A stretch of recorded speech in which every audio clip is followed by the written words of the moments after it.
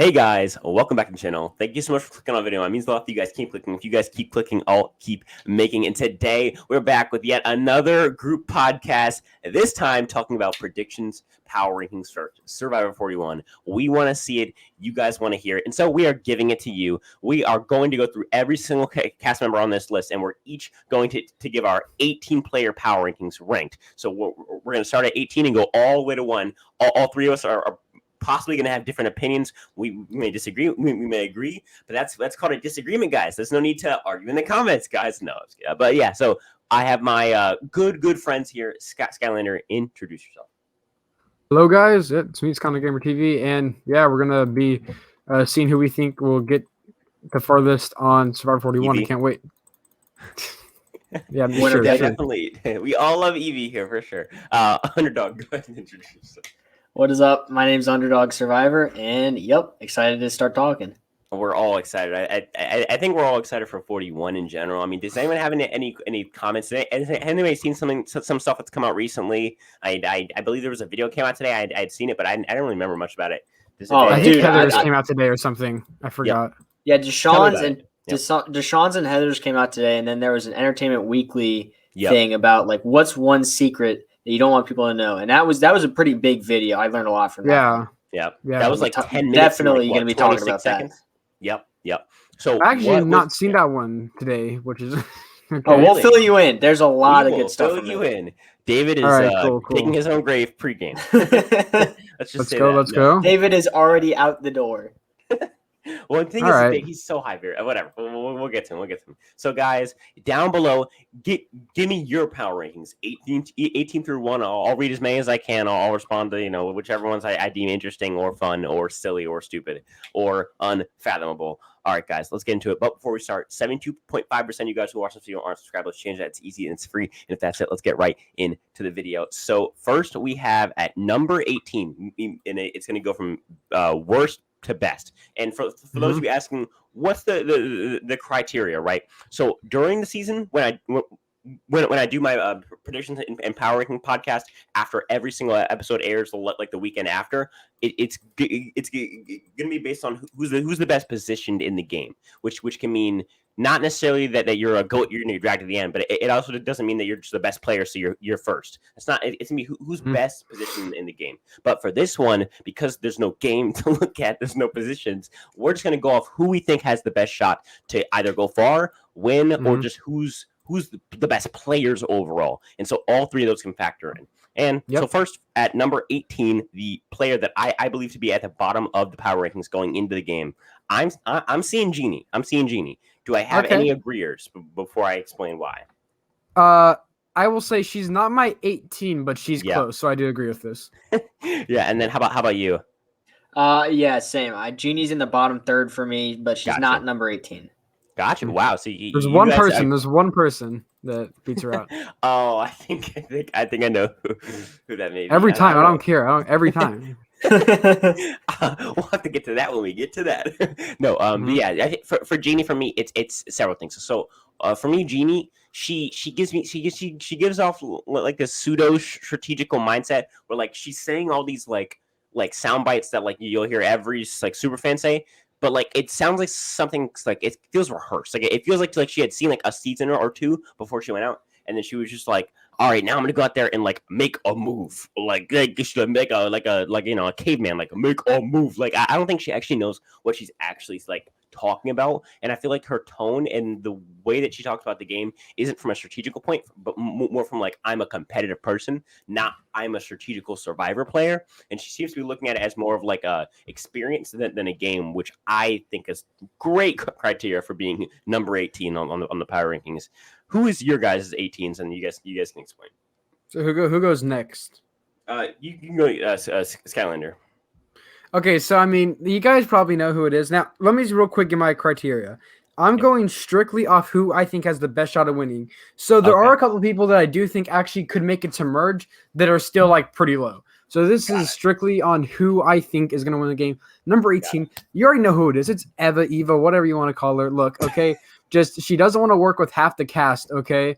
I don't know what was she say her secret was in the video. I just want to know real quick. Like probably hating men. No, she said that I think her secret was like that she's at a good school and that she is studying. I think Harvard. That gives me the answer. That gives me. She thinks she's smart, and she probably isn't. She's gonna overestimate herself. That's a lot of people. Even like you don't have to be dumb to do that. Like a lot of people overestimate themselves in the game, and I think Evie is probably gonna be a person that does that. Also, her tribe is two of the tribes that I think could be going to tribal council. And where it stands right now, if they go to tribal council, I think she has a pretty good shot of going home if her tribe goes to tribal council in the first episode. So, yeah, Evie is my 18. I agree with everything you're doing. I think it was actually real. I might just clip that and make that a TikTok advertising for the channel. that was a great soundbite. Underdog thoughts. How do you feel about Evie? Don't necessarily say exactly where you have her, but why don't you have her at 18? And then you can speak for me because you probably have the same answer as me. I don't have her at 18 because I feel like the fact that she is in Harvard, she might not be as smart as she thinks she is, but she has to at least be not a total moron. And she also, we've seen this before. She could be just playing this up for the camera and to be getting social media followers because it does work. 100%. So I mean, listen, I hope that's what she's doing. Yeah, I hope that's what she's doing. Lauren has a social media following, and she just said that she agreed with Evie, and it obviously works for her. So, did you say that on Twitter or something? Hold up. Yeah. She said it on Instagram, I think. Yeah, she said on Instagram that she stands people who hates men or something like that. It's just ridiculous. I like that. That's great. Oh my god. Yeah, go girl. I don't know. I can't wait to see Phil and Alexa try to defend that. I feel like Phil and Alexa always try not to take sides of that stuff, which I like about them. Like I hate when people try and like make it up like a horror man. Like I love how Phil and Alexa, like anytime someone brings up politics in their chat, they're immediately just like, okay, moving on. Yeah. But like you guys don't have Evie high though, right? Like I mean, of course. I have her higher than I want to. That's what I'm gonna say. Ooh. Now I will say though, like if she makes it past the first couple of votes, I can see her making it far. But like that's pretty much my reasoning for having her where I do. Is that if she's not I just don't see her making it past them. That's it. I just don't see her making it past them. So I'm taking into account three things: how far you can get, chance of winning, and then how good of a player you are. Just straight up. Because of the fact that the game hasn't started yet, I can't do what I want to do, which is purely off of like your position in the game, right? So right now, because of that, I have to do how far are you going to get? Do you have a chance of winning? And then like how are you just as a base player? And because of that, Evie goes up. Because of that last one, I feel like she at least has some game because she's seen the show much more than like a Genie or my insert others who are behind her, or even someone who are in front of her have seen. So I have to give her that. And also she could just be lying. And so I'm gonna get. And she also 17. Good. She also doesn't seem like someone to me that's going to be wanting to make a big move just for the sake of it. I think she's got enough sense. I actually don't agree with that. I actually don't agree we'll with see. That. We'll see. I feel like she's I actually hope she's like this because if she is, she'll be the first vote off, and that'd be pretty satisfying. Yep. Wait. So did you get your 18th out? No. So my number 18 is Tiffany. Just because I haven't seen anything from her that would make me think anything positive. I don't remember anything she says in any of the videos I've seen, which is probably the only person I can't remember, which probably means that it's really irrelevant. And so that I just don't have any. She fits the archetype of someone who goes home early, and she's shown me nothing to prove otherwise. She is my 17, and I'm not even going to try to explain it because you just did great. Let's move on to the second 17, which is Skylar's 17. What is your 17? My 17 actually is your 8. It's Jenny. She just doesn't seem like she has Jenny Chin, whatever. Yeah, she doesn't seem like she has a great head for the game. Yeah, I agree with you. She just seems like she maybe watched China and maybe one other season came in with that. Now, I do think she'll be a likable person, but that just doesn't work nowadays. And she does look like her tribe already isn't Luvu, and she does look like one of the lesser, physical people on the tribe. Now, again, physicality doesn't matter too much in Survivor nowadays, but I feel like with this cast, a lot of people actually are going to respect physicality more, especially on this cast, in my opinion. Like 39, they threw that out of the window on 39. They didn't care. But here, I feel like they're going to care a lot about physicality. This cast seems like that. So I just don't see her making it that far, which is why I do have her in my 17th. 17th place. Yeah, I agree with that. I think she probably watched like one of the better seasons on the show, and she's like, yeah, I want to go play this thing, and she applied, and she got on because she's a crazy person. And actually, she's my first boot pick. Like, I'm so confident because one, she's on UA, and that's the tribe that I have, losing all these challenges because I get you, the tribe just does not look like it's there. Like, I feel like Yase is probably physically weaker, but I feel like UA is more of a train wreck tribe, and so I feel like they have the capability to do that.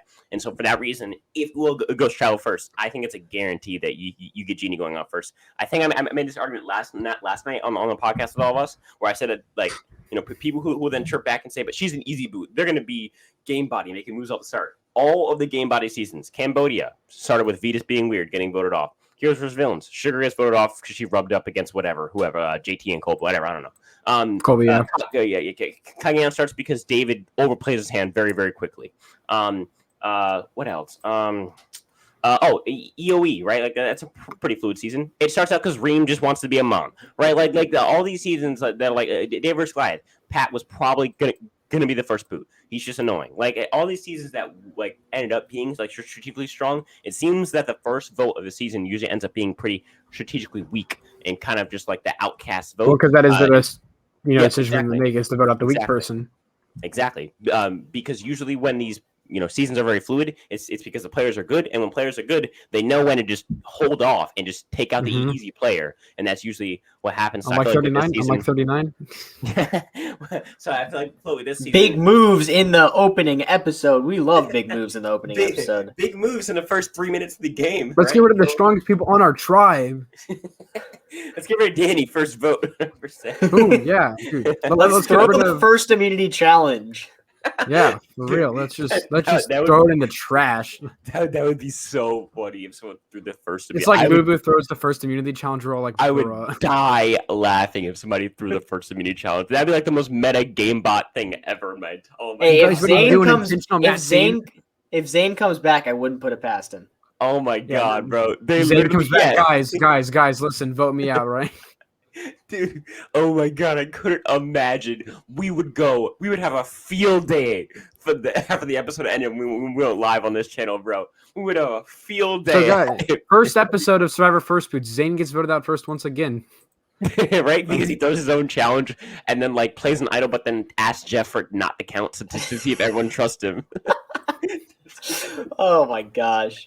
Okay. All now right. now that we're done creating some fan fiction, let's get back to Real Survivor. I believe it is my turn. Yeah, for your 17.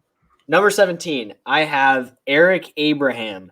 And I didn't have him this low before today's video, but the problem with me is he seems to be very contradictory. So, I know he's old, and I'm pretty sure he's a military guy, and he seems like someone who's going to be very honor-based. And then in his thing today, he said, my secret is that I am going to be nice to people while actually playing a devious game, which just doesn't seem to line up. Soundbitey for me. I hate when these people come into interviews and they just say the stuff that everyone says in interviews. I'm gonna go and I'm gonna keep my enemies closer, but my enemies closer or whatever. Oh my god, and I'm gonna make a big move, and I just have to I have to stay under the radar. And then when it's my turn to make a big move, I'm gonna make a big that's literally everybody says that. Be different. If I had watched that video today, my rankings might be different. I actually have Eric a decent bit higher, so we'll see.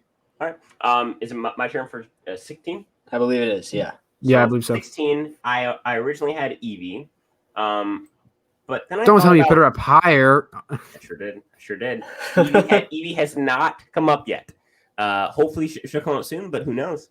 So for 16, I have Erica. I think Erica has zero chance of winning the game. Bro, she's one of those players where I feel like she has a really a decent chance of getting to the merge. I think she has also a pretty decent chance of getting it mid merge. She couldn't make it to the finale. I don't see any scenario where she has any respect from anyone on this cast. I think just putting all of these players in a final tribal, right? All 18 of them. I think she probably gets third to last place. Maybe Jeannie gets less votes than her. All right, Evie, let's go. Tiffany. Oh, you saw it? I said Evie. I said at least Evie gets lower than her. Let's go. I genuinely think that they the jury them would have more respect overall for Evie's game than Bro, you're mad tripping. You're mad tripping. I'm gonna have to disagree with that take. That's fine. I'll explain more when I talk about Erica. Dude, you have a field day when I tell you when you see how high Erica is on mine. Like, oh no, she'd be like 2 on your list. So no. Okay, so for me, it's just like I see Erica never having a shot to win the game. I will say she could be a few spots higher just because I know she's a better player than 1, 2, 3, 4 people who are ahead of her right now. But the issue for me is because I'm factoring chance to win the game, and because I seriously think that she has the least chance to win. I think Jeannie has a better. No. Jeannie's the only person who has a worse shot to win the game than her, in my opinion. And so because of that, she has to be like near the bottom, and because of that, she slips right past Evie. Okay, all right. What do you guys have for 16? So I have Tiffany for 16 for me. Like I said, I'm not getting anything from her. When they asked her, why do you think you'll win the game? She literally said, it's time to win the game. That was her answer. I'm like, bruh, like that's the best you could give me. I'm just not. I could see her making again. I could see her making the merge.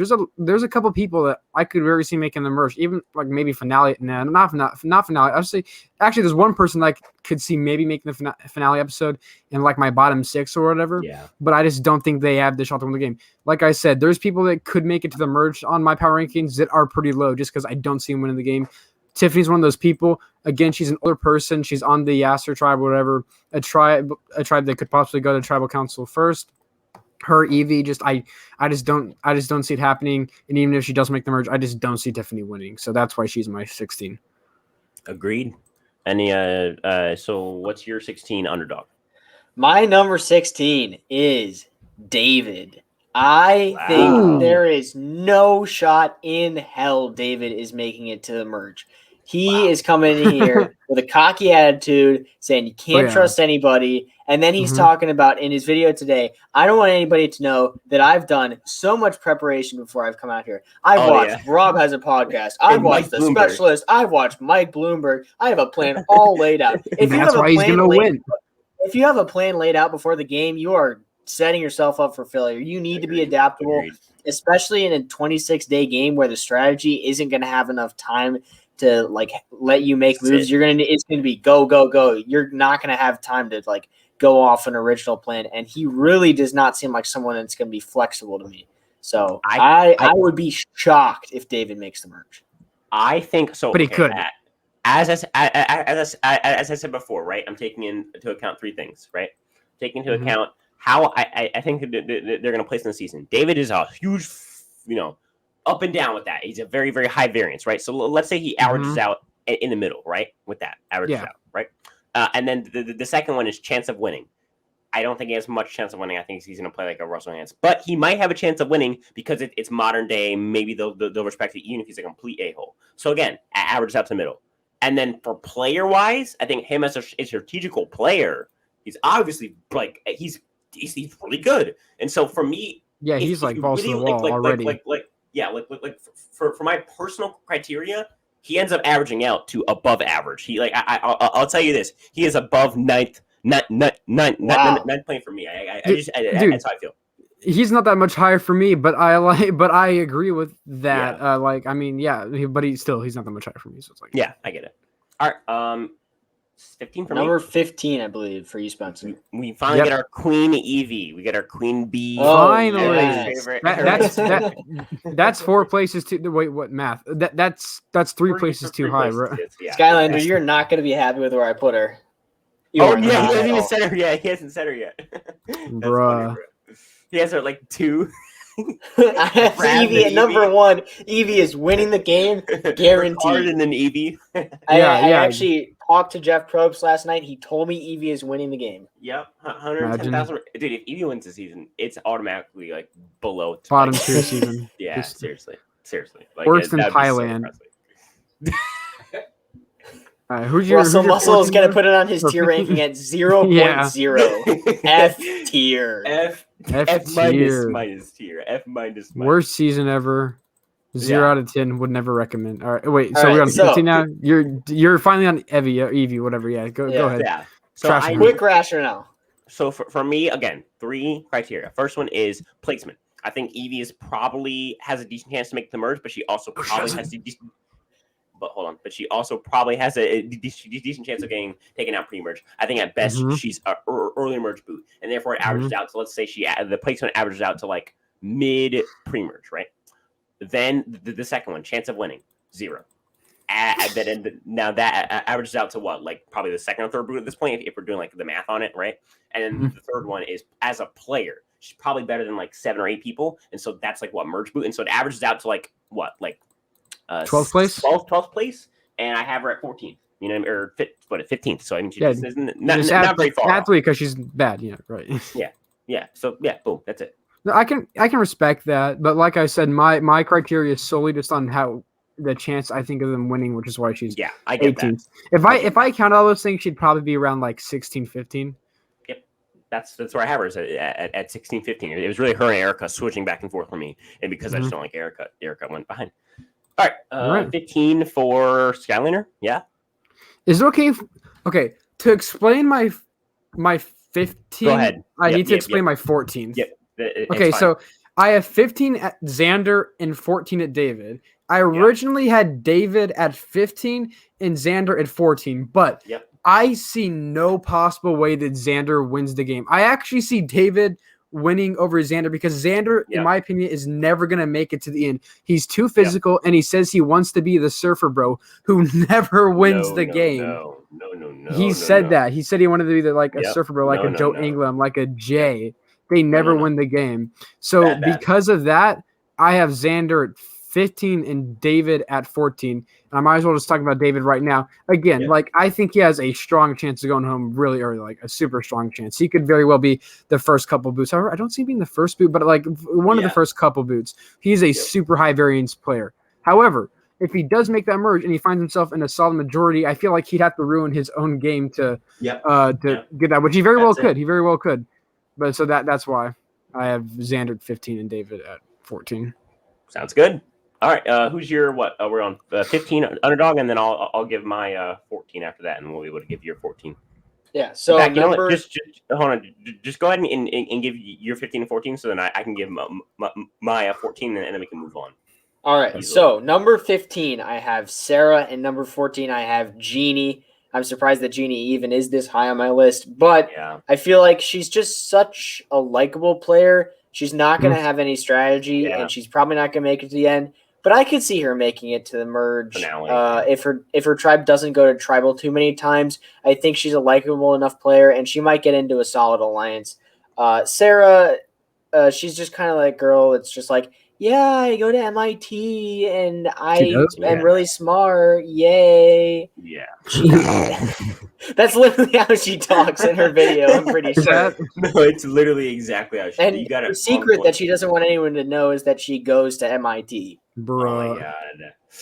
Oh my god! What a taboo. I mean, like they gotta cast some. She's on the cast. Girl. She has to be like, there's she's on the cast for some reason, but I so far I don't know what that reason is. I think her grandma died of COVID. It's next party. Oh, really? And then her grandma died of COVID, so I'm sure that they were like ate that up in casting. So true. I don't know. Yeah. Okay, we get on Sarah. We get on who else was it? Sarah and who? I had Jeannie at 14. Yeah, and Sarah at 15. Yep, and we've talked lengths about Jeannie, so I think we're good. All right, let me. I'm gonna give my 14, and then we can all move on to what, 13 now, right? Yeah, so you'll give your 14 and 13, then we'll just move regularly on from the rest of it. Okay, great. Okay, cool. My 14 is Eric, and my 13 Sarah. We just talked about Sarah, so I won't even waste time on her. Again, just kind of basic, nothing really there. Probably the most average player on this entire season. And then Eric, again, for the reasons that we've seen, he's so inconsistent with his answers and seems to have like a sense for the like strategical game, but a lack of ability to actually execute it. And for that reason, it's really hard to like give him a respect as a player, especially preseason, before we're able to at least see him try. You know what I mean? Because all his talk is so inconsistent and non-reliable. I think is the word for Eric right now. Okay. All right. I agree with that. Yeah. And then my 13 Sarah, we've already talked about her. I don't really want to talk about her.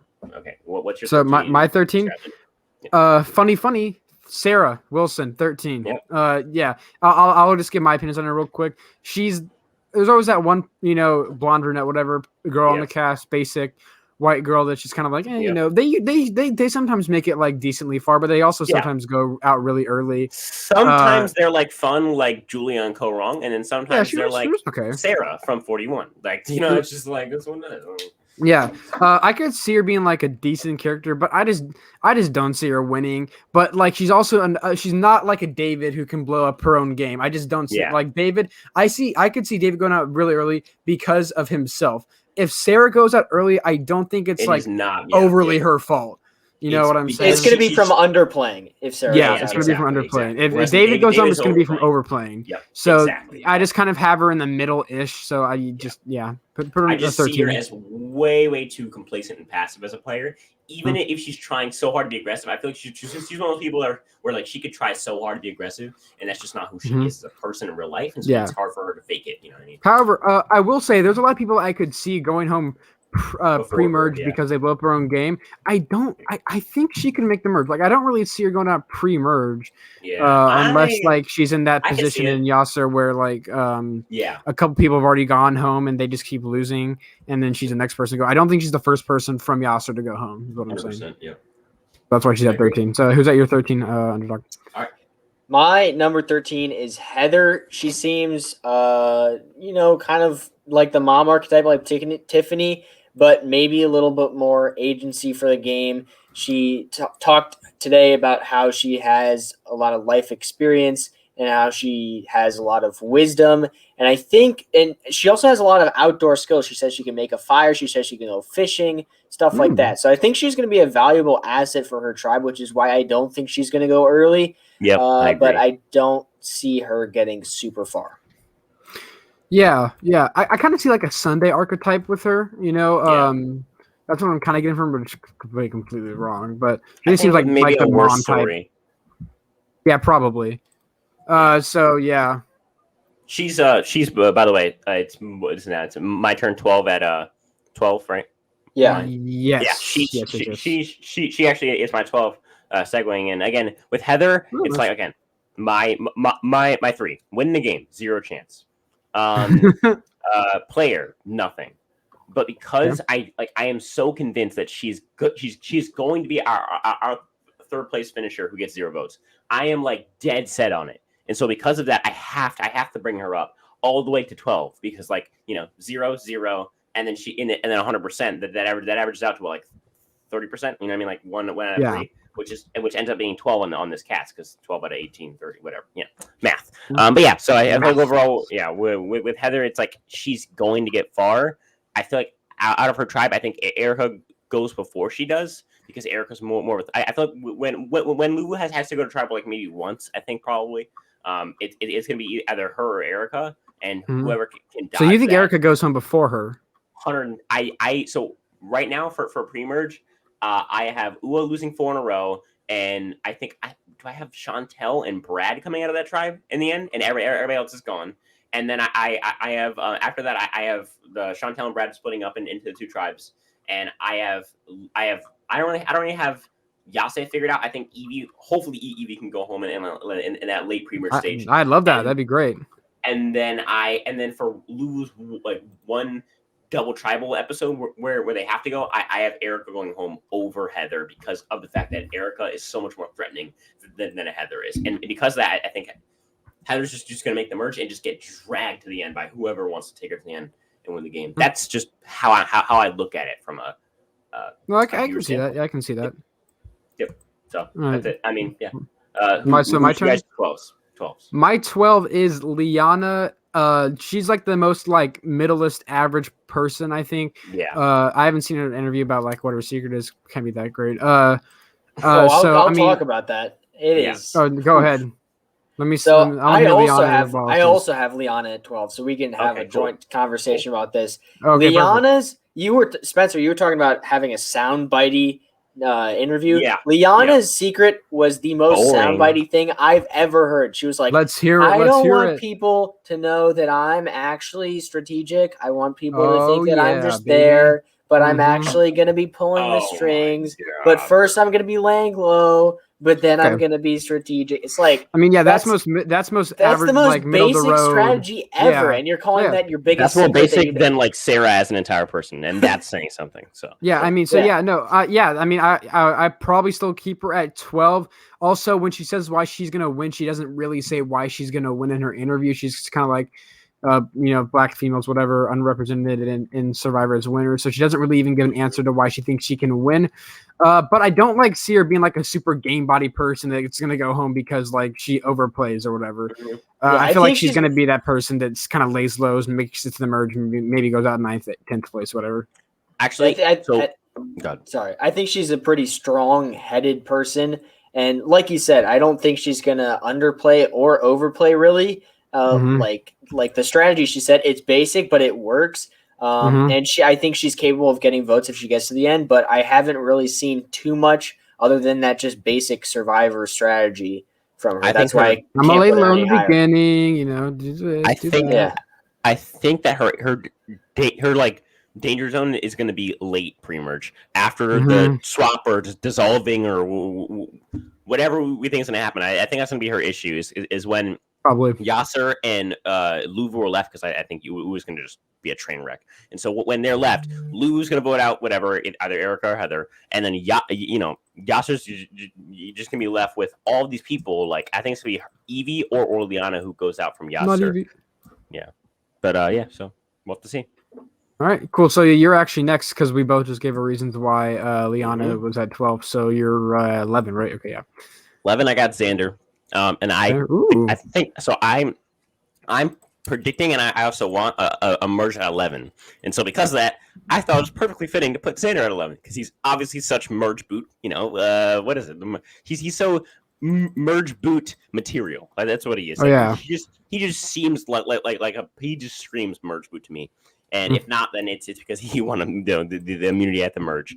I think this is a perfect spot for Xander. I think you can put him a little bit lower because they might be smart and take him out at Yase late pre-merge. If the pre-merge goes all the way to 11, they might take him out at 13 or 12. But yeah, no, I think he's going out late pre-merge, early merge, depending on what happens. You guys go with that? Yeah, no, the reason why Xander is way more lower is because I think you said they're going to merge 11. I think they're going to merge at 12. So I think they're going to have 6 vote offs. And if there was that one more vote off, if they do have 7 people voted off in the pre-merge, Xander, I think goes up a bit because they might need him for some challenges. But yeah, I just don't have confidence with Xander when it comes to the strategical aspect of the game. Agreed. What's your guys' 11? So my 11 is Eric, and he kind of just got here by default because I just have less confidence in everyone else. So he kind of just gets in the middle. Again, like I could see him being an okay game player. I think the bank he has, since he's older, but he also looks very physical. So I don't think he's gonna have that really like bad old person target on his back when he gets there. I think he just kind of has to like ride the wave or whatever in the early stage of the game, just perform well in challenges, and not be a nuisance to the tribe. And if he does all that, I think he has. I think he can go far. I just don't see him winning the game. Is really it. Yeah, I get it. I agree. I think Eric's kind of just like there's very little words that you need to describe Eric's chance in the game. Like I think he has a good chance of making the merge. It's just like I just don't see him winning. I just think it's kind of like it's Eric. Okay. Yeah. Sure. Like he'll have like an interesting confessional or two. He'll probably have like a pretty cool life story. Yeah. That's all it is. We got one more 11, right? Underdog. Yes. Underdog. So this is going to anchor so many people. And I'm sure you can figure out who it is. Yeah. It is Evie. I have Evie at 11. It pains me. It pains me, dude. But the thing is, I really feel like, and you said you disagreed with this, but I really feel like she's not going to be big movie. And I think she might be the biggest super fan out of literally anybody here. Except for Jairus, honestly. I feel like, maybe. Yeah. But she's one of definitely the biggest super fans here. But she also seems to know that it's not a good idea to make a big move right off the bat. Jacob Durant was a super fan. Yes, and he thought he was trying to make big moves off the bat. He was trying to go to Ghost Island. I don't think Evie is going to be someone that's trying to do that right off the bat. True. And I say what you want about her hating men, but if she can tone that down in the beginning, I seriously think she can make it to the merge and at least have a little bit of strategy. I doubt she's winning if she makes it to the end, but I think she can at least go somewhat far. Okay, but I'm open. I'm ready for the firing line. Now, this is what I gotta say. Okay, I actually agree with you. I cannot put her above 16 for my own self. Like, you know what I mean? But, yeah, true. Also, I think like she's someone that seems like she's very open and out with her opinions. So if she lets that happen, that's bad. That's why she's my 18th. There might be a bit of bias from putting her at 18th, but she also like I feel like she seems like the type of person that really loves to talk about her opinions. Yeah, that is true. I mean, you can. It's just a matter of whether or not she. It's just a matter of whether or not she's going to tone that down for Survivor. I think it's two things. If she's gonna tone it down. And 2, if her tribe agrees with her. Because, I mean, if her tribe agrees with her, then they're just in their so let's see who's on our tribe. We have Eric, who's like a 50-year-old. We have David. Eric, no. Eric, David, no. You can say what you want. I'm sure from her perspective, she's going to be like, oh, like, he's definitely like, oh, my God, like, this and that. I think Eric will get so tired of that, like, snowflake energy so quickly. Yeah. David also, I feel like, isn't going to vibe with her that much. Yeah, because he's super cynical. Like, I definitely see David getting tired of that. Xander, I feel like, is one of those, like, he would probably just go with David and Eric, but like as like just because like he sees it as like those are my friends, but honestly, I don't think he's gonna care. So now that's 2. Tiffany. Tiffany, Liana, I think might agree. So I think it's her and Liana are gonna form a huge bond right off the bat, and I think with Yase. Here I got you. It's Liana and Evie or Evie or whatever.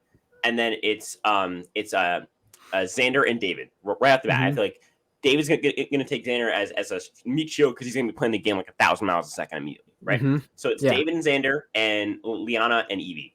I think it's a matter of if Tiffany swings to the girls. I think Eric is gonna swing with like her, or Eric could force it. I feel like from there it's Tiffany and Eric are in the middle, and so like Tiffany and Eric, the older people are in the middle. You think they're gonna choose who to go with? Yeah, because I do not think that they're going to be smart enough to say, why don't we be like the third pair, and then we can like have like some like like a wrong situation on the Brain Tribe, I think it was the Brain Tribe, yeah. But I feel like they're just so different people. I don't see it. So I feel like it's gonna be Tiffany and Eric swinging. And if Evie can swing Tiffany, I feel like Eric wouldn't want to draw rocks because, like the whole, like, I have a family at home. I'm not going to come out here to draw rocks, blah, blah, blah. So I feel like Eric would then flip over just kind of by default, causing probably a David to go home unless he found an idol. And that's your situation where David, But David finds the idol. That's the thing. David finds the idol because he's Russell Hantz. Exactly. 2.0. And so that's the thing is that's why this season I'm so excited because, like, even, like, the tribe that I care the least about, in the Yase tribe, I sincerely think that we have a really, really good first, second, and third tribe for all. Can I say something about that real quick? Yeah, got you. Yeah. I think Tiffany, when it comes to this, is gonna side with Xander and David. Actually, I don't see her siding with Liana. Yeah. She's 17 years older than Liana, first of all, and she like 10 years older than Evie. Like a bullshit like attitude. Yeah. Oh, I also I remembered what Tiffany's secret was, and she was gonna try to pass off. She was saying that she was going to talk about how her kids were 18 and 15 years old, but that she was going to try to pass off for being in her 30s. Yeah. I was like, listen. My gosh. Hopeful thinking there. Wishful thinking. The child will just go along with it. Oh, okay, yeah. Sure, yeah, I'm like 25. Like. Okay, that's interesting. Yeah, I'm young at heart. Yeah, I'm young at heart. She might be able to pass up as 40. Maybe. 30s? I could see her pass off as a 50-year-old. It was like I would believe that. What, like 47 or something like that? 47, yeah, 47. So, that's crazy. My mom looks younger than her, and she's in her early 30s. Yeah, that's crazy. Because she knows she's going to be in that mom archetype, and she's trying to fight it by. She doesn't seem like that younger, though, from what she's saying. She doesn't seem like a mom archetype, really, in my opinion, from what she's saying. But she looks like it. Yeah. That Yase who are we on right now? It's going to be so interesting early on. I feel like. I think so. Yeah. Okay. Wait. So what are we on now? 10. We're on 10. Yeah. Oh wait. No wait. Did we are on underdog? 10. I just gave my 11, which is okay. Evie. So 10. All right. Okay. Cool. I have Liana at 10. Okay, cool. So with Liana, I think she's just like a worse Chantel, and I feel like Chantel is way ahead of her because Chantel, in my opinion, is the only female in the season who has like a genuine, like an actual genuine, like winner pick status shot. And so because and so because of that, I feel like Chantel is definitely the better version of her. But I'd say besides Chantel, she has the second best shot winning out of any of the females on the cast, in my opinion. And yeah, that's it. That's all it is. You just, It's kind of just average. Yeah, my 10. I just realized I have 4 females in a row once starting the 10. Okay. Anyway, 10 is Heather for me. Like, it's just like she's on the Luvu tribe. She's gonna get carried. But when it comes to chances of winning, that's what brings her down to 10. Like, if it was who I think could get far in the game, she'd be probably pretty higher. But when it comes to chances of winning, that's why she's at 10. It's just the only reason why she's at 10 is because everyone else I just don't see winning. That's why Heather is at 10. I don't really have that much to say about Heather, honestly. She just kind of seems like a worse Sunday, just like from the article. She's just like a nice person, but niceness doesn't always get you far in the game. And I just don't see her. And even if she is at final tribal council, I just don't see her giving a good tribal council performance, or for matter of fact, having a good game to constitute winning Survivor 41. So that's why she's at 10. I think Heather's a lock for the third place is 0 vote getter. I think she's a lock for her. I don't know anyone who doesn't drag her to the end is stupid in my opinion. All right, we good? We're on what 10 and my number is 10. Yeah. So my number 10 is Sydney. I had her a lot higher going in, but she has been hold on. Can I just stop you? I also have Sydney at number 9 starting out. So I'm just gonna wait. I have Sydney number 9. I have Sydney number 9. Oh wow. Okay. Okay. So let's just talk about Sydney for a minute here. Just have a cool conversation. Just go ahead, underdog, since you're first. So I had Sydney way higher, but she has been so egotistical in her interviews. Yeah. She's been saying like, I'm a sexy individual, and listen, not wrong. She's not wrong. But like egotistical, it's not a survivor. That's not going to get you anywhere. No, next party she's going to win. It's like 100%. She's like plus she's super egotistical though. Like real narcissistic. And her thing, and then she was like, I'm like I don't want people to know because like Beverly Hills like has like a bad connotation, and then like honestly like I went to my school with my dad's money. I'm like I don't like oh my god like. And like he's like I'm rich, like I came from money. Like, that was the worst part. Like and she's like listen, she was like I'm not actually that rich, but like I have traveled to like 47 countries, which just shows that I'm like a backpacker and like free spirit. And she's like oh my gosh, people think I don't deserve the money. Like that's my dad's money that he gave me. Like she has like this vibe about her. It's like I want to root for her because she seems like the opposite of Evie, like not at all like a snowflake, like she seems like a strong like female, but not in like the Evie way, like in a like a genuinely. Evie's not a strong female. She looks pretty weak in my opinion. She of course she'll probably claim to the end of the world that she's a strong female, but I think a real like strong female is someone like Sydney. But the issue with her, Sydney, you go girl. Oh my god. The issue is that Sydney is strong, but she's also like really preppy and annoying and like. If she tones that down, though, I mean, like she could probably make it decently far. I just don't. I think she'll like be in like that Kiara spot where like she'll play like a decent game. Like she's not a bad player. Sorry, is it Kiara from it's Kara. Kara from Or like she didn't play a bad game, and like she kind of ramped it up at the end because she realized she had to. Just kind of she doesn't win. And, that's the thing. Yeah. Too much too late. She doesn't beat anyone except for like maybe one person post merge. Yeah, Angelina probably, but there's no final 2 in Survivor 57. Exactly. So wait, that was your 10 right, underdog? Yeah, I feel like both our 9s. Yep. Yeah. So you say you're 9 then right underdog now. Is the 9. Yeah. I feel like at first I thought Sydney was going to be casted to be like the flirty social player. But now I think she was casted as like a very egotistical villain, which is a huge. We have David twist. And Sydney both, but they're both kind of seeming like egotistical and villainy. But David's more like a go-getter. I honestly like both of them as villains because they're such different villains. Like I feel like Dave's going in as like rootable villains. Yeah, like Dave's going into like this just scheming, cold-blooded, whereas Sydney just generally thinks that she is like just a strong, independent woman. Like she has no idea that Wait, I actually have something to point out though. So Sydney said she wanted to play like Natalie White. So what if we got like a final three with David and Sydney? Sydney and David Power Alliance. It would be better than Evie is like the most villainous final three I could possibly think of. I mean, David. That would be more villainous Power Alliance. Yeah, that'd be more villainous of a final three than the actual heroes versus villains. All villains final three. That'd be more villainous than the literal all villains final three. Yeah, no. That'd be both horrendous and awesome at the same time because Evie does not win in that scenario. Actually, honestly, she might win because I think she beats Sydney. I feel like Sydney is our best candidate for like the Angelina of this season. Like I think Sydney has the potential to come out like just come off as a bitch, like just to be like really blunt with it. I feel like she has that like potential to just like be just an unlikable person who doesn't play that career game, but like just isn't like it's just an overall like really petty like individual. And so that, but like I feel like David would probably still be Evie in that scenario just because David is. Like, David for the win. I'll take it. I'll take it all day. I would love David as a winner. That'd be so great. Oh my god. I'll take it. Imagine. All right. Okay, so who was your? We both just said our nines, right? Yeah, my number 9. Underdog needs to say his number 9. My number 9 is Erica, and I had her a lot higher before her video today because she said that it was very conflicting. She said that she didn't want people to know that she was like smart and like scheming.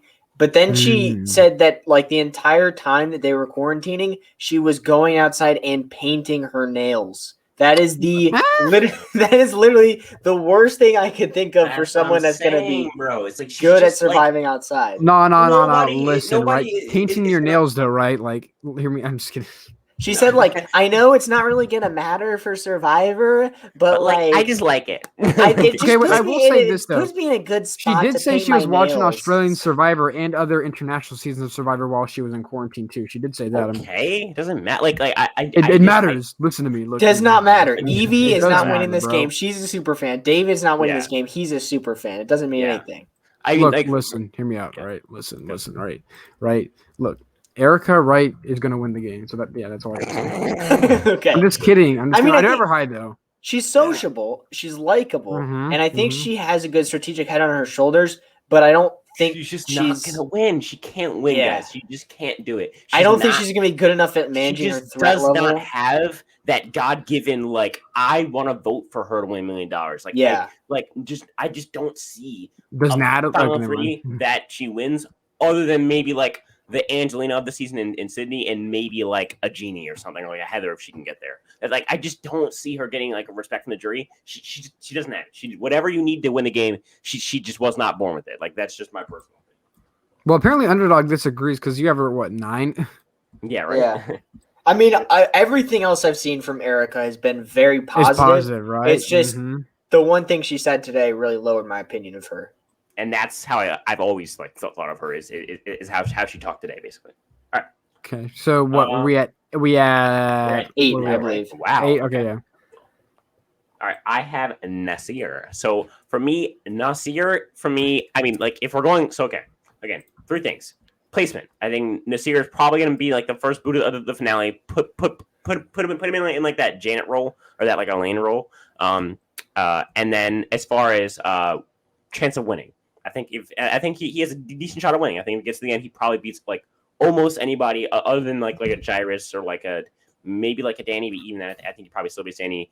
Other than like a Ricard, he probably beats everybody. Honestly, so that's good. The issue is then at the end, as an overall player, he's probably like, in my opinion, probably like fifth to worst on this whole cast. Like this is a really good cast player wise. As far as like if he can win, sure.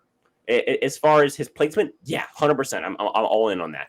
But as far as him as a strategical player, I just feel like there's better options in this cast, and he's definitely at least in the bottom half of just strategical thinkers. Wow. And so using my criteria, he has to end up here. This is the highest that I could put him. I might be able to swap him with my next person, but even then that's kind of pushing it. maybe my like the highest I could put him is maybe swap with my person at 6 or 5, and even then it's kind of stretching it. And just to clarify, the people that I have left on my list are David, Deshaun, Brad, Chantel, what? What's it called? Ricard and Danny. That's what I have. You say you got David, left. Bro. Still left. I mean, no, I like it. I like it though. Like I want David to succeed. But like, we'll have to see. We'll have to see. So what's your number? Your number 8? Yeah, Skylar? My number 8 is Chantel. Like she's one of the females that I have. I'm just getting more confidence from the men and like when it comes to winning than I am getting from the females. But Chantel is the second highest ranking female on this list. So yeah, I mean, yeah, she seems like she has a good head for the game. She's a pastor, but like she's not going to be a coach or anything. She's going to be more Canada, like a Vesepia. Yeah, Vesepia. Which I mean, I actually think Vesepia is pretty. I want to say underrated because I feel like people overrate her now, but I feel like she's an okay. She's so underrated. People call her so underrated that she's not underrated anymore. I know, but like when it comes to like actual, like when it comes to like the winners of Survivor, I think she's like underlooked. I think she should have been an All-Stars, maybe, probably. I like Vesepia, and if she plays like Vesepia, then she's probably gonna be a pretty decent player. So that's really all I got from Chantel. I'm not getting really anything like super bad from her, but like nothing like that's overly positive that wants to make me put her higher. So she ends up in what, 8th? Yeah, I agree. What's your 8th? All right, my number 8 is gonna be Brad, and I think Brad's gonna be. He's old, but he's physical. He lives on a ranch, so he's gonna have outdoor skills. He's definitely making it to the merge. But the problem for me is that he may not be the most sociable just because living on a ranch, you're so socially isolated from people. And that could be a misread on my part because JT was a rancher and he obviously was a extremely successful social player. I'm not getting JT vibes from Brad. I don't think he's going to be that kind of player. He says his best skill is going to be his adaptability. I think he said that like 5 times so far in the preseason. Which is a good skill to have, but I haven't really seen any sort of strategy. I think he said he wants to play with Boston Rob. That's not a strategy. But like nicer, he said, or something like that. Yeah, that's not a strategy you want to be emulating. So I have Brad at 8. I'm going to be rooting for him. I think he's a likable guy. Yeah, first Wyoming contestant. He might win, but he's not probably one of the top contenders. Agreed. Okay, yeah, I agree. I think I have him a bit higher, but he kind of just there by default. We'll get to him when I talk about him. So yeah. All right, so we're on 7 now, right? Number 7, I got David. Here's your number 7. Let's go. David for me. Okay, here it is, right? 3 criteria. I'm hearing. Placement. David is a high variance. So let's say it averages out to 10, right? 9. Let's say 9, right? Okay. Now, let's go to the next one. Chance of winning. In the end, it's probably, again, kind of average because he's either going to really like be an asshole and like be in Russell, or he's going to play a masterful game and beat like Tony. Right, so again, averages out to like 9th. So he's still at 9, and then him as an overall like player, he's probably like at a top 3 or 4 player on the season. So now you average that out, he goes up probably 2 notches to 7. Guess where he's on my list? 7. David? David. I'm doing it by pure math. Like I'm just trying to do as close as I can to average, just make it fair as possible. And David just ends up here. I think overall his risk and his reward ends up balancing out at about 7, and that's where I have him. I mean, yeah, I would love to see David succeed, like I said. But like I said, I'm not like doing like whatever the math thing you're doing. I probably should have, but like I'm not doing that. I'm just going like, no, you're good. At least for me, it's like, do I see them winning? And if David's in the final 3, I think he has a very good shot at winning the game. But does he make it to the final 3 is my biggest problem with him. Because he could be like Jacob Derwin, like flame out first episode, second vote off, something crazy like that. But like I said, if he makes it to the end, is in that final 3, he has a very compelling story probably. Because if he does make it to the final 3, then he played a really good game. Yeah. So yeah, I mean, I would love to see David win. I wish I could put him at my 7th. He's at like my 14th. So yeah, but I mean, I would love to see David do well. But that's just what I'm getting from him. What about you, Underdog? So my 7. Ready? Okay, look, listen. It's Erica, right? Okay. So it's kind of like what Underdog said. Like a lot of the stuff I've been getting from her is pretty positive. That one thing about painting her nails, whatever, like that's not the best, obviously, but like there's nothing about it of like making me like alerts going off in my head that like make me like, oh, she's gonna be a bad player. I think she's gonna be a decent to good player, and I just have so much faith in her over like Evie, a Jeannie, a Tiffany, a Xander, like I just have so much more faith in her being able to like underplay herself because. Well, she seems like a shorter person, but if you look at her, she seems like she's gonna be physically. Like if Lulu goes to tribal council, she's not going to be the most physically weak.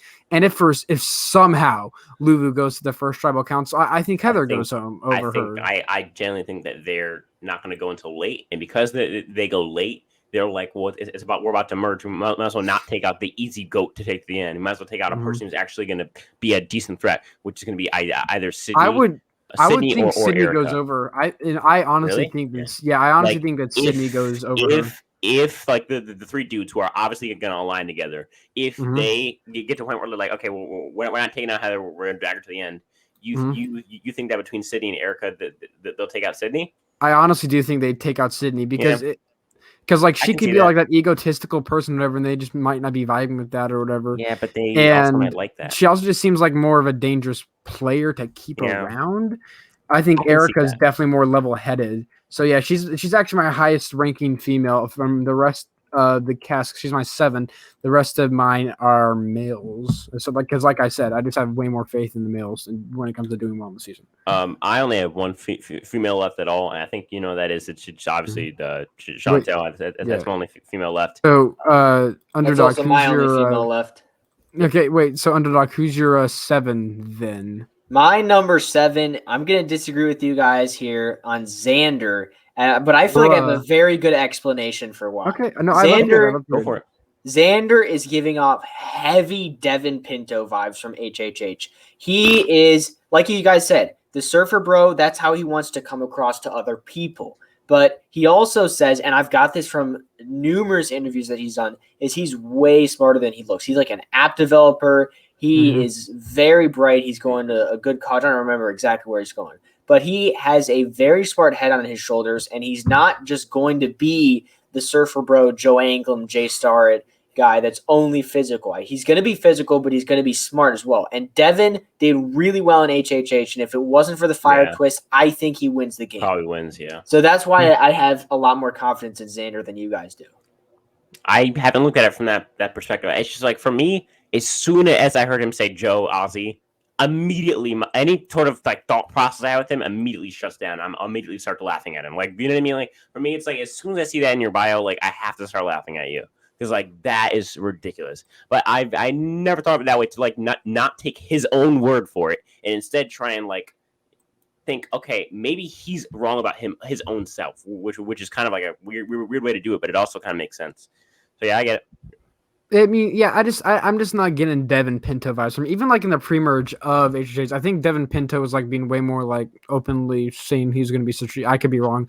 Been a while since the season came out, but I'm just like he has Devin Pinto's hair, but like I just don't see Devin Pinto. I mean, it wasn't Devin Pinto literally a surf instructor or something like that? I think so. I think he actually really was a surf instructor, but like Devin Pinto is like that 1% of surfer bros that are actually like good at the game. I mean, think about how many other surfer bros have played the game and done horribly. Then you have Devin Pinto. Obviously, there's going to be one person that's like not like them all. And Devin Pinto was that one guy. And I just don't see Xander being that. I mean, again, I could be wrong. We all could be wrong. Like Evie could win the game, right? But like, I just don't see the Xander being that guy. But that's just my opinion. We'll see what happens when the season comes out. Agreed. All right, so now I believe we're getting into the top third. Everybody's got their top six left. Top 6. Nice. Let's go. All finale time. Yeah, who's your 6? Who's your 6? So my first finale boot that I have is Deshaun. I think Deshaun for me kind of lands in this middle spot. Well, I think Deshaun's probably not going to make it to 6. I think he probably goes out 9-10. But because of the fact that, again, my criteria would be because it's several different things, because it's really hard to rank people who you've never seen play the game. So you kind of have to, in my opinion, you kind of have to look at several facets of who they are as a player. And because of that, Deshaun, when I just kind of averaged it out, he ended up at 6. I really don't think it's worth explaining all the math for. I think in the end, Deshaun is probably going to go out early to mid merge, and he may be the 6. May, like that's a hard may. But I don't know. He seems like a nice guy. He seems like a decent player. I mean, I find it interesting that he wants to play the villain, even though like he seems like such an easy he seems like such a nice Jamal guy, right? hero. Yeah. Like he seemed like he was cast because he's Jamal, and yet and like Jamal's like your easy hero edit because he's like very like introspective and like cerebral, and then like he wants to play like a David, like I don't know, but yeah, I find it interesting for sure. I'm getting a lot of positivity from Deshaun as a character, also as a player. It just when it comes to winning, I just don't see him as the winner of the season. Yeah, that's really the only reason why he can win the season. Like he seems like a Jamal guy, which again, Jamal never wins out of the idols, but he was just in such a bad position. I think Jamal's a really good player though, and if he plays if he's a better player than Jamal, he's a pretty good player. So yeah, I'm getting a lot from Deshaun. However, I could see him going out the same place where Jamal went out, that like 9-10 place. Yep. That's my biggest problem. But like I haven't talked about him yet, and there'll actually be a little bit until I talk about him. So yeah. Nice. There we go. Okay. All right. What's your number 6? My number 6 is Rancher Man himself, Wyoming, Brad Reese. Yeah. Or Reese. I don't really know his name. Brad Reese. Yeah. I mean, he seems like a pretty physical guy. I think Uwa's going to need that because what they have. Let me see. I know they have like what they got Chantel. Wait, no. Actually, yeah, no, they got they have Jeannie, Sarah. That's not going to be very, very physical. Yeah, that's not good for them already. Yeah, they have Jeannie. They have Jairus, which I mean, he seems like a pretty good physically. But they have Ricard, Sarah, Chantel, Jeannie, Jairus, Brad. So probably one of the more physical people of the tribe. Also, he's 50. He's got a lot of life experience, probably to help out with the tribe. He's a rancher guy, so he might be the provider of the tribe. They might want to keep him around. I don't see Brad going out pre-merge as like the biggest thing. And I think even Spencer, even though you said like it was going to get Massine, I think you even had Brad being one of the 2 people that doesn't get voted out. I didn't, but he is so I from what I see like when Matt Singh got Max Singhed, I believe it was Denise and Malcolm, and so 4 were gone, and so was a final 2, and then they got saved. So even though I don't have Brad in that final 2. If it was worth anything, I actually do have him in that final 3. I think in the end, I think I have Chantel and Ricard sticking together and taking him out at 3, which is interesting. So yeah. Okay. Yeah. So yeah, no, I feel like Brad is probably an easy lock for the merge. Again, you never know, but like just from looking at it, one of the more again, he might be the most physical person on the tribe. We're gonna have to see how good it comes when Jairus comes to challenges. But if Jairus is just kind of like mediocre, I think Brad's probably the best person when it comes to physicality on the tribe. Rancher, he probably I kind of okay. So another YouTuber said this, and I agree with it. He seems like a more strategic, like Terry Dietz kind of. I think like the Meridian Review said that he seems like a more strategic Terry Dietz. He seems like he's probably going to be. He seems like a pretty sociable guy. Actually, he seems like a very nice guy. I feel like people are going to get along with him. When it comes to winning, that's my biggest problem with him. Yeah. I don't see him winning. I don't see him in the final 3. If he gets even if he isn't in that final 3, I don't see him winning, but I don't even see him in the final 3. That's my biggest problem with him. But because I have just so much more confidence in Brad than everyone else, that's kind of what lands him at 6th place. Agreed. No, I have no qualms with the argument you just made. I think it is. I think it's basically mostly factual. I mean, I have some disagreements with some small stuff with like other players, but with Brad, I pretty much agree. Any qualms with that, or are we good? We move on. Yeah, I mean, he said pretty much everything I said about Brad. Yep. So, and what's your 6? My number 6 is Jairus. He's going to be one of my favorite players to watch this season and to root for. And obviously, I don't think he's going to be bad at the game. I think he's going to be pretty well. My biggest concern with him is that he is 20, but he seems like he is a little bit cocky, which could be bad. People might not respect that. And also, I'm getting a little bit of big move-itis from him. I feel like he's going to want to go out there and make a big move, which he's got a lot of passion for the game, which I like. It may come back to bite him. Agreed. Yeah. I mean, yeah, Jars, he's younger than the show. However, when I'll probably just want to get to Jars anyway. He has a lot of life experience in for being 20. Like he was like grew up in Micronesia or something like that. That's crazy. Yeah, he does. He has a lot of life experience. He's also seems like a really nice guy. Like he like works with kindergartners, I think. So yeah, he seems like a nice guy. But gonna be very sociable. Yeah, I think he's gonna be very sociable. I think he's gonna be very likable. Yeah. He's also, like I said, probably one of the more physical people. But I'll talk to him more when I actually get to him. So we're at 5 now.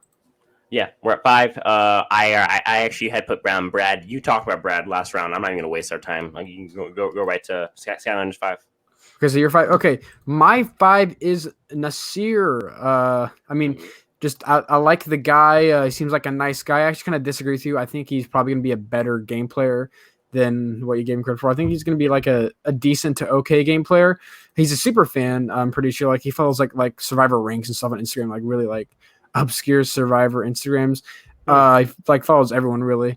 Again, very physical. He's one of the 3 men on the Luba tribe, which I mean, I just don't see any of those 3 guys going out pre-merge. So automatically I think he's going to be at the merge. That automatically puts him higher up than a lot of people. Again, he's going to be probably a very sociable, likable guy. My biggest problem with him, though, is that can you get past that like 7th to 5th place, usually where people of his archetype that are like really nice to go out on. If he can make it past that 7th, like 5th place or whatever, and find himself in that final 3, I think he could very well win because I feel like he can find people that he could bring with him to the final 3 and beat. Like Sydney, he beats. Heather, he beats. I think he genuinely beats anybody except for Ricard. I think he beats almost everyone. Yeah. We'll talk about, but Nasir and Ricard both have very similar things. Mm-hmm. I just think that Ricard's probably going to play like a exponentially better game than Nasir is, and so therefore Ricard's going to beat him. But I think besides that, because Nasir is going to play a good enough game to not just be like in a lane, like he's more of like a Janet. Like Janet played a decent game, and like if she got to the end, she probably beats anyone except for Tommy. Whereas Nasir, same thing. She beats anyone except for Ricard. I feel like Ricard is the person to beat this season. And if you can not go to the end with Ricard in this season, you have a really, really good shot in this season, in my personal opinion. The thing is, if he gets to the end, I think he's going to have a really good story as well because he's probably going to have to play hard to get to the end because he's a really likable person and likable people are now going out 7th, 5th, 6th place or whatever. So if he does make it to the final tribal council, I think he's also going to have a great story to tell to the jury that are going to give him the votes. He seems like a very social guy. My biggest problem is that like I could see him being like a Thai person. Like he has like that very heavy, thick accent, and I think that was kind of like the thing that kind of hurt Ty and Co wrong. I do think that he's not going to have as much of an issue with it as Ty. I don't think he's going to have much of an issue, but it's still there. It's got like I'll get to Ricard also, like how he's deaf in his other ear. When I talk about him, I'm going to talk about that too. But yeah, Nasir, I really like him as a person. He seems like really cool. I mean, apparently he learned English from watching Survivor. He has an amazing story. Just can he get to the end? That's my biggest problem. But at the end of the day, I have so much more confidence in him as a player than all these other people. So that's what gives him 5th place. Yeah. I have Nasir as 5th as well, so we'll just keep talking about him. And I agree with all the things you said. He's very likable, and I think he's going to be more strategic than people think because obviously he's a super fan of the show. He loves the strategy of the show. The biggest thing for me is keeping his threat level down, and that's my biggest concern for him. But in his video today, he said he's going to keep his backstory about like growing up without running water and stuff like that. He's going to keep that a secret until Final Tribal, which you did talk about, and he's got a great story. And he said he's not going to share that with anybody, which is going to be good game plan. That definitely boosted him in my rankings because that's going to make him a little bit less of a threat in the game and more likely to make it to Final Tribal, where if he does go there, he probably wins the game. So kind of like a Jeremy, how he kept his kids a secret. Well, we have even more of a direct comparison to Jeremy coming up. So yeah. Oh, I said it literally 1,000 times. You guys know. Okay, so we're at 4th now. Who's your 4th, Spencer? My 4th is Chantel. So Chantel is the only female that I have in the top. What is it? Top 8. I think the males in this cast are exponentially stronger than the females are, and entertainment wise and just player wise overall. I think for 41 it's a different story, but for 42 it's a different story. But for 41, I think that the men are stronger. And yeah, I think Chantel is the only female that I can see her getting to the end and then being like, she has it. Whatever it is, like you need to win. Like I can see Chantel being like, you need to vote for me because this. I don't see Erica, Liana, Tiffany, Evie, Jeannie, Sarah, Sydney. I don't see them having. She's actually the strong woman on this cast. Yes, exactly. Yeah, she is. Exactly. She is. Exactly. You get it. That's it. All right, so my fourth is Jairus. Like I said, dude is 20, he has so much life experience already. He's younger than the show. That's kind of cool. He also just seems like such a likable person. So social, right? He just seems like a social butterfly. Like he seems like everyone's gonna get along with him. I don't see no one on his tribe not getting along with him. He just seems like such a social guy, such a likable guy. I think he can also be pretty strategic. And I'm just really getting a lot of positive content from him, and really just the big negative is managing his threat level. Like I don't know how well he's going to be when it comes to managing his threat level, because he is just so young, and like I said, has a lot of life experience. But like, imagine if he was 30, right? He has so much more. My biggest problem with him is his age, really. Like if he was in that perfect 25, 30 range, I'd probably have a lot more confidence in him, but he's still just at the end of the day super young. Like he's only 5 years older than me. That's what I'm getting from Jairus. So very, very sociable player, bitch. I just don't know if he can make it at in-game stretch. Agreed. I see that. And for me, for number 3, now we're on. Oh wait, I have to give my number 4. Oh god, sorry. Number 4, you might hate me for having this guy too low. I have Danny at number 4. I think he's got a great shot to win the game. My biggest fear is that he's going to be too physical of a threat because him being an ex-NFL player, he's going to be the biggest threat on this cast. Mm-hmm. And he did say that he was going to not tell anybody that he's an ex-NFL player, which does help him out. But still, people are going to recognize that he's a challenge threat, and any chance they have to get him out in the post-merge, he's probably going to be getting at least some votes. Yeah. This is Jeremy, I'm guessing we're talking about, right? I think is – yeah. Right. No, so, I mean, the thing is, Danny isn't, a really – I don't think he's a well-known football player. Like, if you look him up here – No. Yeah, he's definitely not. Yeah, he's not a well-known one. Yeah. He's not Gary Hawkins. I'm like a diehard Cowboys fan. I've never heard of him. He only has 1,000 followers on Instagram. Like most football players have a bunch. Millions. Yeah. So I mean, there is that. I think he can definitely be a strategical person, very strong person. Then again, he's on the Luvu, so it doesn't matter as much, I guess, because everyone on that tribe is pretty strong, at least on the men's side. 33, he's in that kind of age group, where I think is perfect for Survivor, 25, 30. So there's that. I'm confident in Danny. I just don't know if he can get past that early merge section. Agreed. And I have, are we at 3 now? We're at 3 now. So now I have Jairus at 3. So my thing with Jairus. Okay. So again, my 3 things. Placement. Jairus is going to be at least at the very earliest, in my personal opinion, a mid merge boot. In my personal opinion, right? Winning. I think he has a great shot of winning. He wins against anyone except for probably a Danny or a Card or maybe a Nasir, right? Mm-hmm. And then as far as a player, he's probably one of the better ones. Honestly, he could be the number one just pure player on this entire cast. And so he's right that he's arguably number one player. Really good shot to win. Beats I'd say 9 out of the 12 people who are going to make the merge with him. And I feel like overall all this stuff averages out to be right there at the top with my 2 that are left, which in no specific order are Danny and Ricard. Yeah. Okay. So I guess I'll get on to my number 3, which is Danny.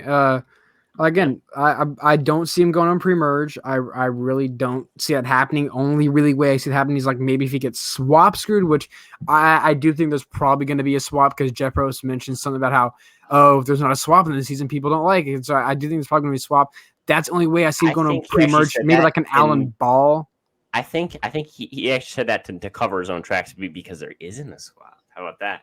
I mean, who knows? It's really hard for me to read Jeff, honestly. He's like, I feel like they'd have to swap in a 3-tribe season. I just feel like they have to, right? Well, I think that it's good. I've been cramming this down everyone's throat. I think Uwa is going to go on a losing rampage, and then it's going to be a dissolvation or whatever you want to use the verb for. Like, I think that's going to be your quote unquote swap.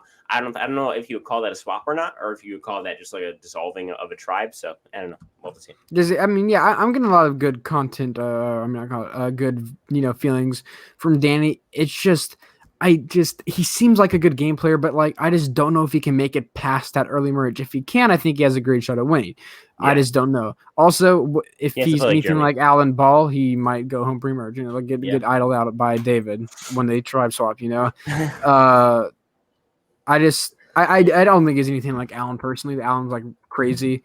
Danny seems pretty level-headed. So I have confidence in him. He's my third pick, obviously. So that means I do have confidence in when it comes to winning. I think he has the third best shot at winning the game. But there's just two people that I think are higher than him when it comes to winning the game. So yeah. I see you. All right. Wait, hold on. So Skylander, for you, it's what? Is it Deshaun and Ricard who are left? Maybe, who knows? But let's get underdog. Who's your third pick? Okay. All right, so I'm also going to take Grief for this one. And it's really not a thing of like there's anything bad that this person has done or said, but I'm getting more overwhelming positivity from the other two people. So I have Ricard at number 3. Gotcha. Okay. Like I said, there's no problems that I see with his game at all, except maybe the fact that he's hard of hearing. Could be difficult with, I don't know, people whispering in the nighttime, or like people get fed up having to say things multiple times. That's the only problem. And also he said that his partner is having a child. Yeah. And like the child is due the week after he's supposed to get home. Like, that's crazy. And he said that's something he's not going to tell anyone until Final Tribal, which is literally copy and paste what Jeremy did. And I think he's probably going to play a similar strategic type game to Jeremy. So very positive. Just I have two people that I think are going to be better than him. Yeah, I will say my top 3 are like very close. Yeah, definitely. Yeah, same. Yep. I think my top because my top 3 in no specific order is Ricard, Jairus, and Danny. And I feel like my 4 is Chantel, and those 3 are just miles ahead of Chantel. Am I? You know what I mean? Like, so yeah.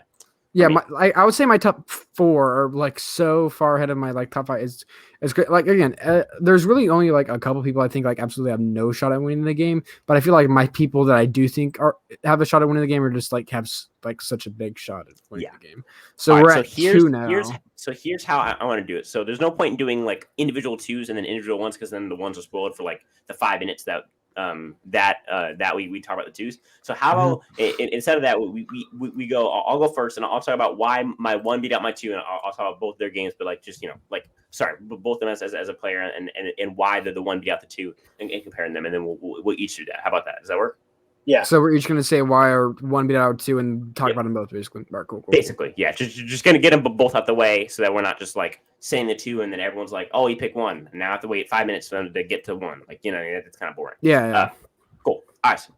Okay, so I have, in no specific order, Ricard and Danny at my top 2 slots. And I have at number 1, Ricard. I have Ricard at number 1. So Danny is my go-to winner pick, but because I feel like Ricard has a higher chance of winning the game and beats anybody in the post-merge, I feel like Ricard, he has to go there. If you beat everyone in the post-merge and you still have people wanting to go to the end with you, which is what I think is coming for Ricard, I have to put you first. Whereas with Danny, I feel like Danny has a very specific path to the end of the game, but he has to play like Jeremy. If he doesn't do that, he has no chance of winning. And whereas Ricard can play like several different ways to play the game. I think Ricard's path is more of like a Sophie path, where like Sophie, but like a Sophie path, but like without the Tony blindsiding her part. You know what I mean? In Winners at War. So I feel like if he can take control, get like a few like really close alliances, get like a majority of the alliance, keep it together, and like when there are blind sides, just not be the person going home. I think Ricard is just overall has a better setup. But I also think that Danny also has a pretty good setup. It's just more specific path to the end that Danny has to take, whereas Ricard has several of them that are a lot more advantageous, in my opinion. Okay, cool. Skylander. All right, so yeah, I mean, number 2, Deshaun. Number 1, Ricard. Why I pick Ricard over Deshaun? I just have so much more confidence in Ricard. Again, I see Deshaun maybe being kind of like a Jamal, someone who has a good possibility of going out 10th, 9th. I don't see that with Ricard. I think if Ricard makes it emerge, which I do think, he has a very good shot of going far. My biggest problem with Ricard is just that he's deaf in one ear. And I don't think that's going to hurt him like it might hurt some other people. He seems like a very social guy despite that. I feel like he probably can like read people's lips very good. He seems like he's a person like he said. I think he said like he understands body language or something like that. So he can maybe tell someone's lying. I'm really liking Ricard's chances when it comes to Deshaun. He also just seems like I said, very sociable guy, very nice guy. Seems like just a nice guy to be around, but at the same time, a very good strategic player. Like I said before, probably more fun version of Jamal. Again, Jamal didn't win on the Idols, but he never stood a shot. I think Deshaun stands a great chance. He's on Luvu, which means he's probably not going to go to Tribal Counts for a while. Only thing with Ricard is that he is on UA, which could go to Tribal Council, and if he 4+ times, you know what I mean? Yeah, if he actually does end up going to Tribal Council, Ricard automatically has a higher chance of going home in the pre-merge because he's on a UA, not Luvu. But if you have them both, Deshaun and Ricard, in the post-merge, I just see Ricard beating out Deshaun. So yeah, my number 1 is Ricard and my number 2 is Deshaun. They're pretty close to being pretty interchangeable though. I think they both have amazing shots at winning the game. Understood. I just don't see how Deshaun can be this high. Like that's my only issue. Is like I think it was a situation where like Deshaun, I can understand Deshaun being top 6, top 5, but I just don't understand where Deshaun being top 2 comes from. And I know underdogs say he's number 1 or something like that. Deshaun's in your top 2, right? I mean, my top 2 remaining is Chantel and Deshaun, and I did say yesterday, if you watched the fantasy draft, that Chantel was my winner pick. That has changed after today. My winner pick is Devious D-Rad Deshaun. Can you say what changed Chantel? Was it her like what is something you don't want people to know about you? Or she said that she has multiple sclerosis or something like that, which I don't know how that's going to affect her. It could not affect her at all. It's some sort of like disease, and she said that some people who have it are like in a wheelchair, and that she doesn't have to have that.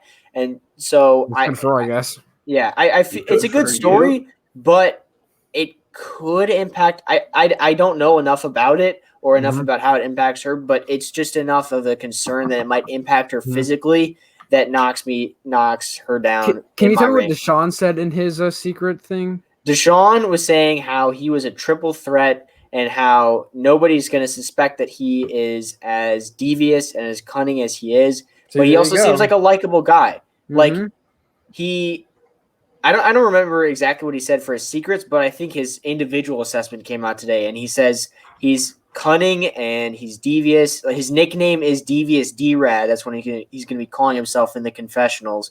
But he's such a likable guy. I really think people will buy that he is not like actually as a villain as he is. Yeah. And so I think he's going to be able to make moves, and I think he's going to be able to have that social capital to move around and be the controlling player and make it to the end and have enough people like him to where he's going to win the game. Mm-hmm.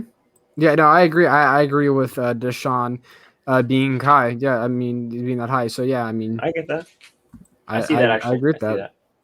All right, so we have rounded out our list, and I actually did a little bit of number crunching to combine our cumulative list into one list of power rankings.